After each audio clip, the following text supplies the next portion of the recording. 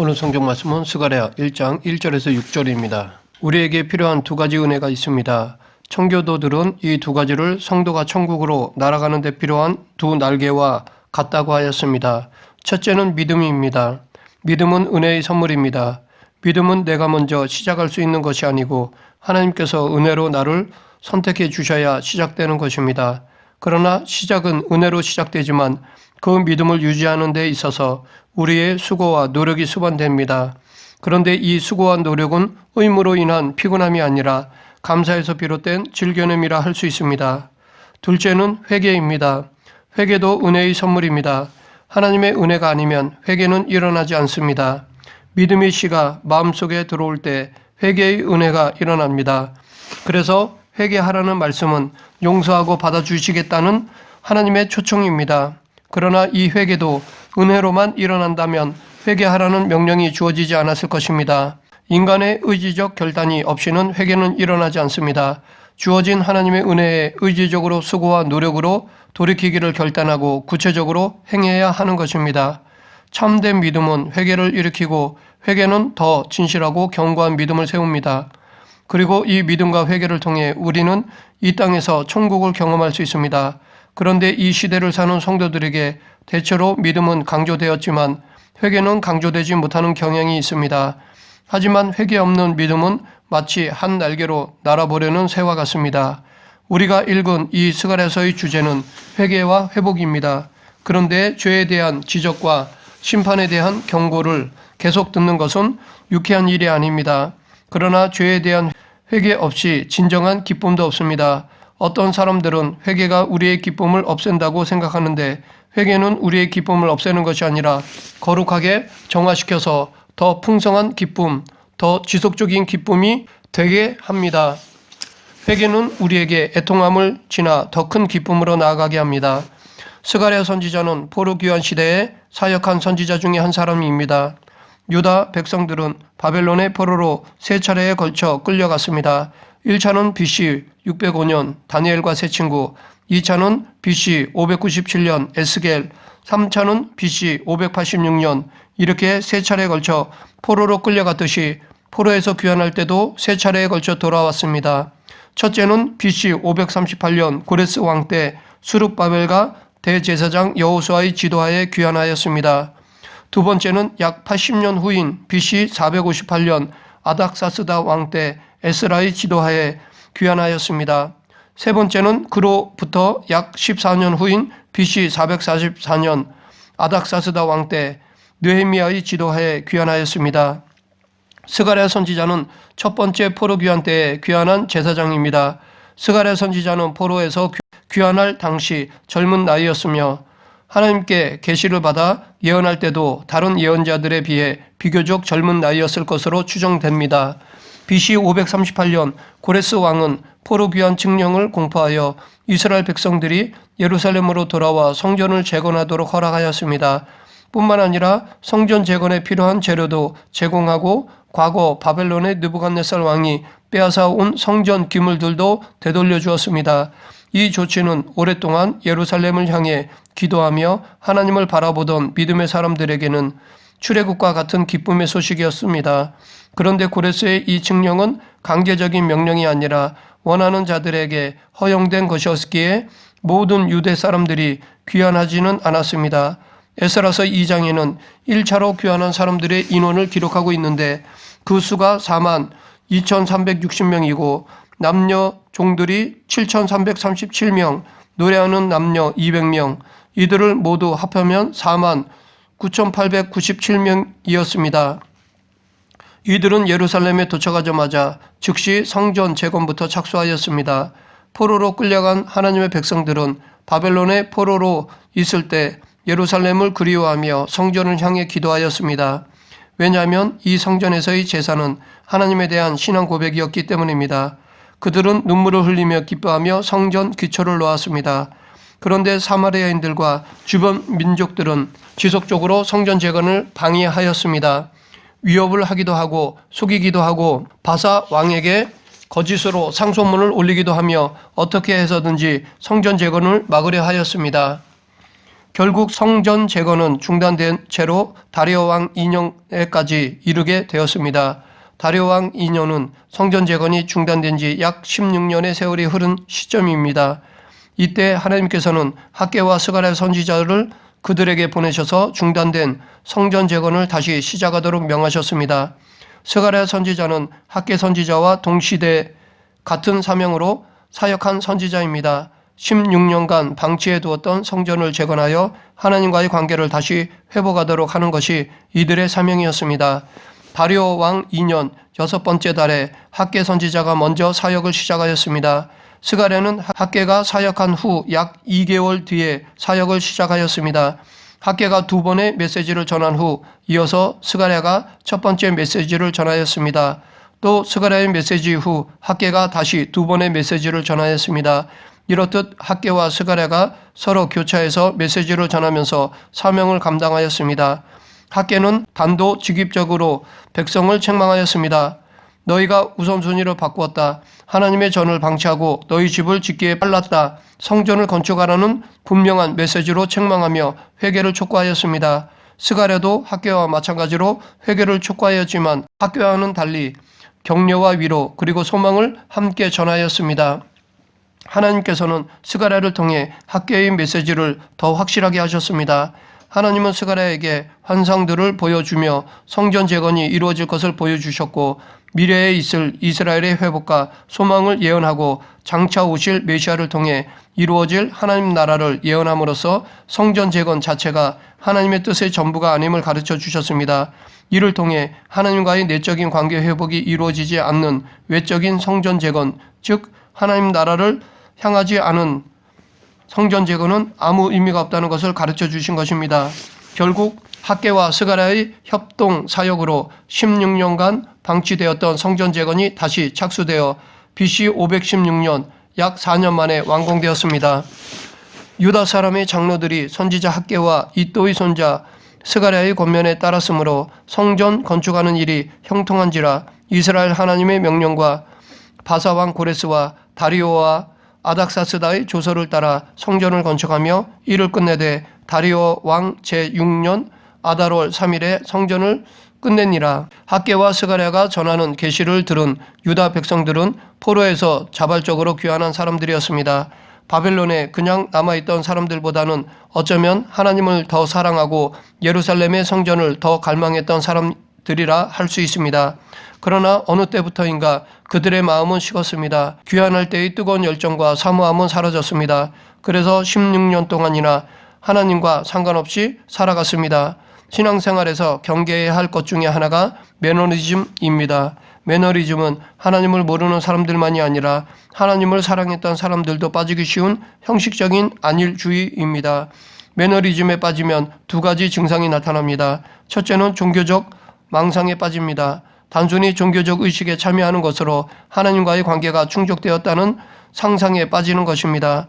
그러나 하나님께서 진정으로 원하시는 것은 마음입니다. 마음이 없는 종교적 행위는 하나님께서 받지 않으십니다.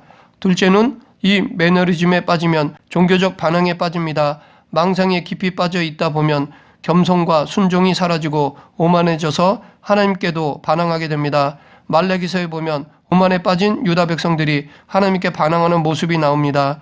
하나님께서 너희 말로 인해 내가 괴롭다 라고 하시니까 우리가 어떻게 여호와를 괴롭혀 드렸나이까 라고 반항하였습니다.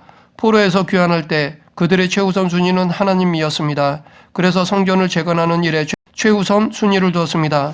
그런데 어느 순간부터 하나님이 우선순위에서 밀려나게 되었습니다. 물론 앞에서 말했듯이 외부에 방해가 있었습니다. 하지만 정작 이보다 더 큰 방해는 그들의 차가워진 마음이었습니다. 하나님 나라와 그의 의를 구하기보다는 각자 자신의 나라와 자기의 이익을 구하느라 바빴습니다.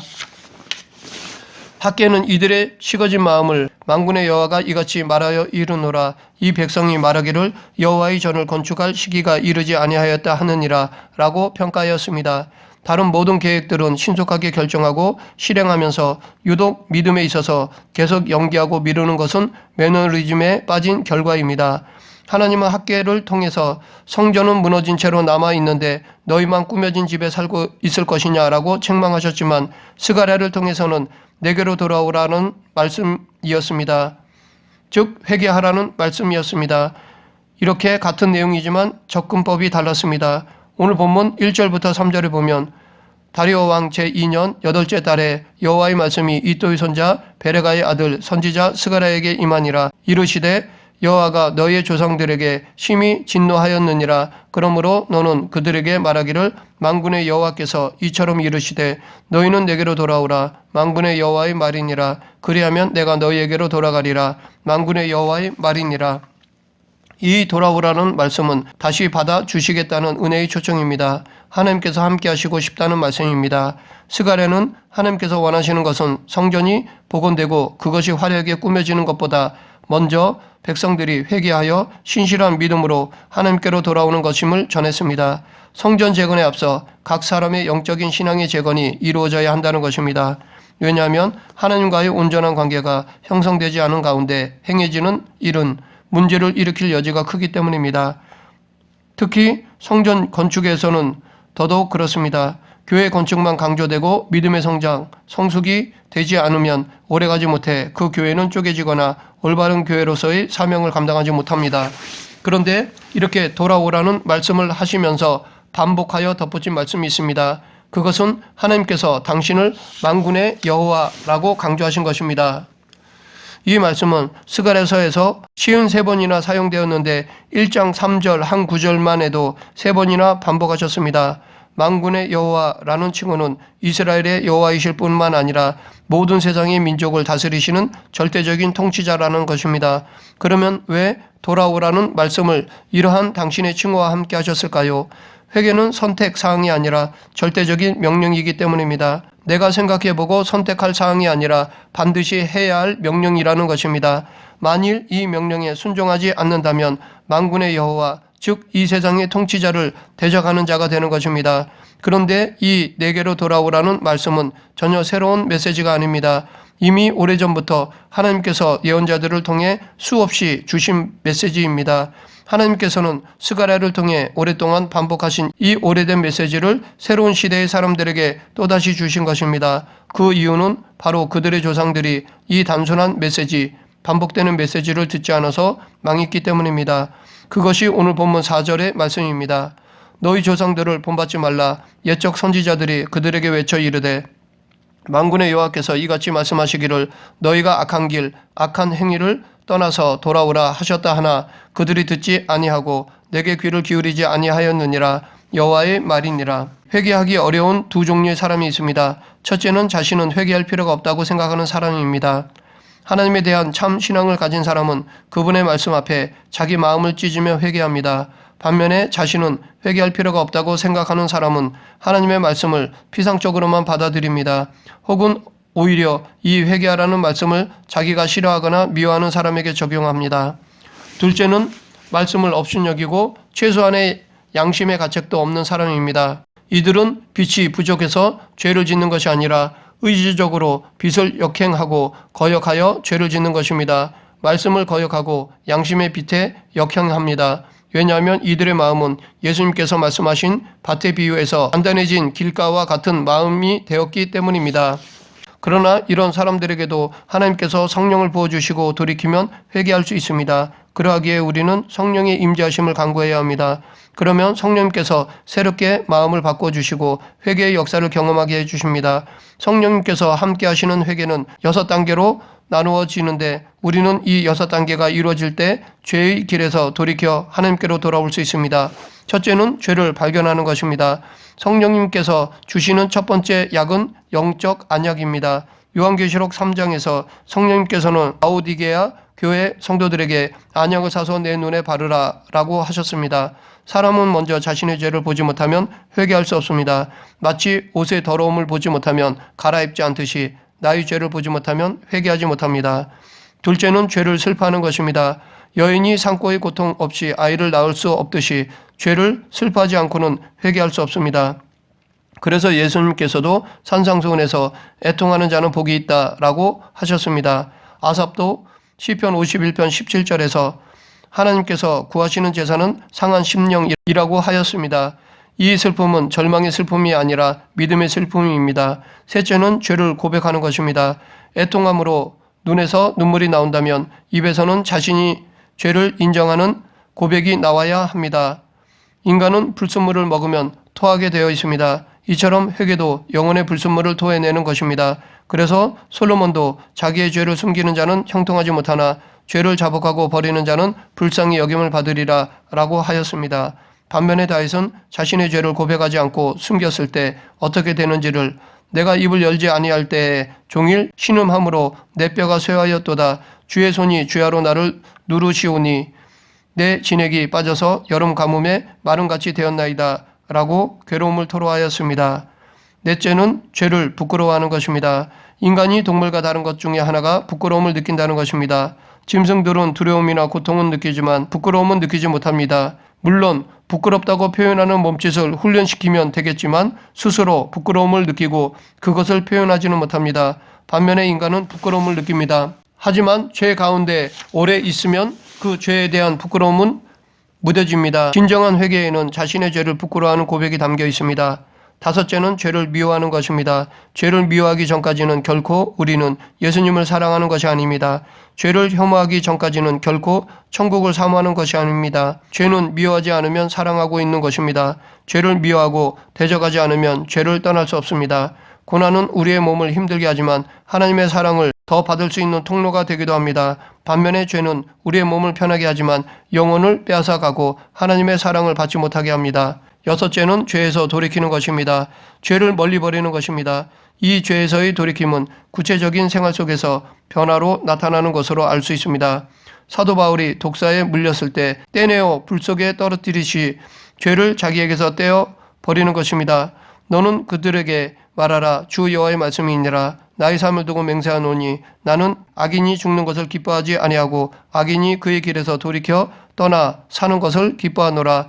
이스라엘 족속아 돌이키고 돌이키라.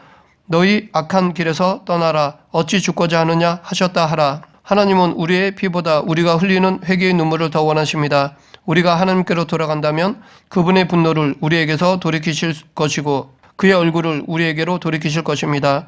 그러나 많은 사람들은 돌이킬 수 있을 때 돌이키지 않아 심판을 받습니다. 이스라엘의 조상들은 돌아올 수 있는 시간이 주어졌을 때 듣지 않고 귀 기울이지 않아 결국 심판을 받았습니다. 그리고 하나님의 말씀대로 심판이 이루어진 뒤에야 뒤늦게 회개하였습니다. 그것이 오늘 본문 5절 6절입니다. 너희 조상들이 어디 있느냐? 또 선지자들이 영원히 살겠느냐? 내가 나의 종 선지자들에게 명령한 내 말과 내 법도들이 어찌 너희 조상들에게 임하지 아니하였느냐? 그러므로 그들이 돌이켜 이르기를 만군의 여호와께서 우리 길대로 우리 행위대로 우리에게 행하시려고 뜻하신 것을 우리에게 행하셨도다 하였느니라.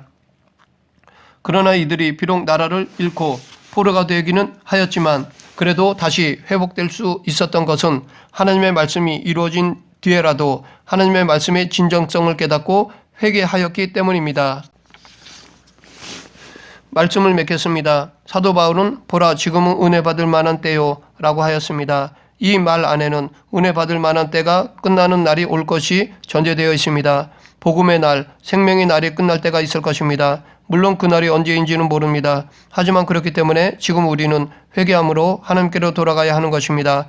바로 지금이 우리가 회개하고 회복할 수 있는 때입니다. 언젠가 이 은혜의 시대가 끝나면 돌이키려 해도 받아들여지지 않을 때가 올 것입니다. 자기의 은밀한 죄까지도 회개하여 다시 하나님께로 돌아가는 우리 모두가 되길 간절히 축원합니다. 기도하겠습니다. 사랑과 은혜가 풍성하신 하나님 아버지, 죄를 미워하고 멀리하는 거룩한 하나님의 자녀가 되게 하여 주시옵소서. 죄의 달콤함을 끊어버리고 십자가의 길을 걷는 성도가 되게 하여 주시옵소서.